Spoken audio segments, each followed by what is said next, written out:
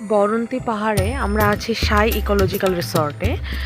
এই যে এটা হচ্ছে ফ্রন্ট লুক, আর বেশি বড় নয়, মাত্র 6খানা রুম আছে। 6খানা রুম আছে, তবে তারা অ্যারেঞ্জ করে দিতে পারে ডাবল বেডেরই বড় বড় বিছানাগুলো, আবার বড় বড়। একটা রুমে 6-7 জন আপনারা থাকতে পারবেন, এক্সট্রা কর্ডের ব্যবস্থা করে দিতে পারবে।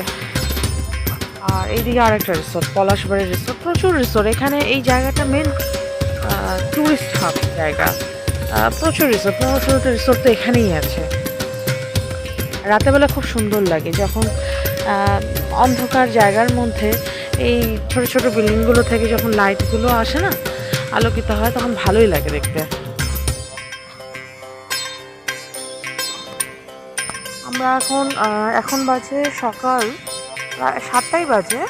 এখন আমরা যাবো বরন্তি রিভারে, ওই ডাম্পি লেভেল সার্ভে করবে ভাইরা, করুক সেটা সাফরিজিং নেবে ডাম্পি লেভেলে। আর আমি যাচ্ছি ওখানে, অবশ্যই বরন্তি লেক আছে, পরে দেখা হবে না, তাই সকাল সকাল আমিও চলে যাচ্ছি।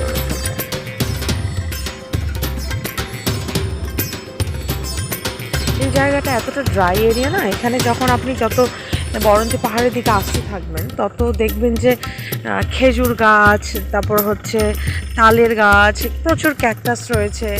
আর তো পুরুলিয়া মানেই বাবলা গাছে ভর্তি।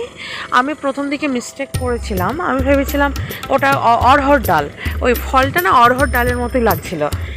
তারপর ড্রাইভার কাকুকে জিজ্ঞাসা করলেন যে এটা কী গাছ, উনি বললেন না এটা বাবলা গাছ, কিন্তু ফলটা খুব সুন্দর দেখতে, ওই অড়হরের মতো কিন্তু আর একটু লম্বা, আর একটু ওই সর্পিল টাইপ, দেখতে খুব সুন্দর। বলছে বাবলা নাকি খাওয়া যায়, ওই তেতো লাগে, বাবলার পাতা ফল অনেকেই খায়। তো কালকে এই জায়গাটা আমরা বনফায়ার করেছিলাম, বনফায়ার। আর ঠিক এখানে আমি যেখানে দাঁড়িয়ে আছি, এখানে ঠিক আদিবাসী ডান্স হয়েছিল।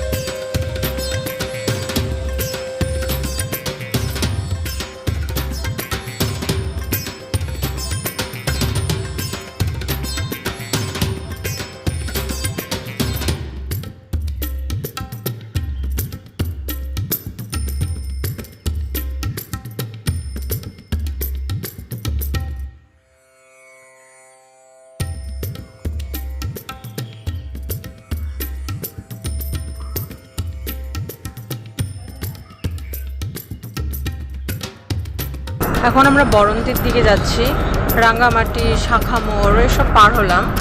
এই জায়গায় প্রচুর প্রচুর খেজুর গাছ এবং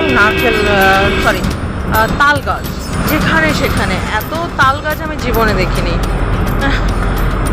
এবং খেজুর গাছ, এই সাইডটা যেমন খেজুর গাছের সংখ্যা বেশি, ওই শাখামার রাঙ্গামাটির ওই সাইডটাতে তাল গাছের সংখ্যা বেশি।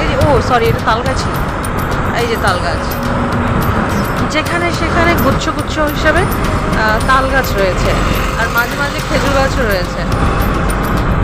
আসলে প্রচণ্ড খরা প্রবণ অঞ্চল, তো এই গাছগুলি বেশি হচ্ছে এখানে। যে বাচ্চা বাচ্চা গাছগুলো,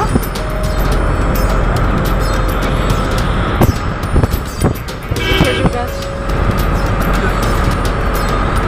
ফাঁকা জমি মানি তাল আর খেজুর, ভর্তি ভর্তি গোটা এরিয়া জুড়ে।